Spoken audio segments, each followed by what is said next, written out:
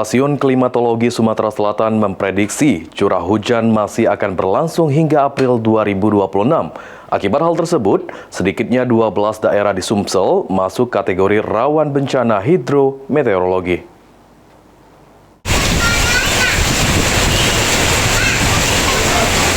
Badan Meteorologi, Klimatologi, dan Geofisika atau BMKG Stasiun Klimatologi Sumatera Selatan memprediksi curah hujan masih akan berlangsung hingga April 2026. Koordinator Data dan Informasi BMKG Stasiun Klimatologi Sumsel, Nandang Pangaribowo mengatakan, intensitas hujan diperkirakan meningkat signifikan, terutama di wilayah barat dan selatan Sumatera Selatan. 12 daerah masuk kategori rawan bencana hidrometeorologi, diantaranya Pagar Alam, Lumbuk Linggau, Empat Lawang, Musirawas Utara, Auku Selatan, serta sebagian wilayah Lahat, Muara Enim, dan Auku Raya. Potensi hujan lebat juga dapat meluas ke wilayah lain seperti Palembang, Prabu Mulih, Pali, Ogan Ilir, Ogan Komering Ilir, hingga Musi Banyuasin. BMKG mengingatkan wilayah rawan tersebut berpotensi mengalami banjir, tanah longsor, serta genangan air di bantaran sungai.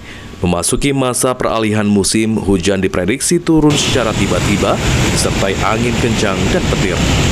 Langsung hingga bulan April tahun 2026 untuk wilayah Sumatera Selatan. Dan kami juga memprediksi bahwasannya nanti di semester kedua akan terjadi peningkatan suhu panas atau biasanya suhu muka laut yang ada di Laut Pasifik diprediksi di semester kedua akan meningkat. Namun demikian data tersebut masih akan terus kami update. Dan pada dasar yang ketiga hingga akhir bulan nanti diprediksi akan terjadi lonjakan curah hujan dan diprediksi akan terjadi pada daerah-daerah Sumatera Selatan bagian barat dan Sumatera Selatan bagian selatan. Masyarakat khususnya pengguna jalan dihimbau meningkatkan kewaspadaan karena kondisi jalan licin dan berbahaya, serta menghindari berteduh di bawah pohon saat hujan.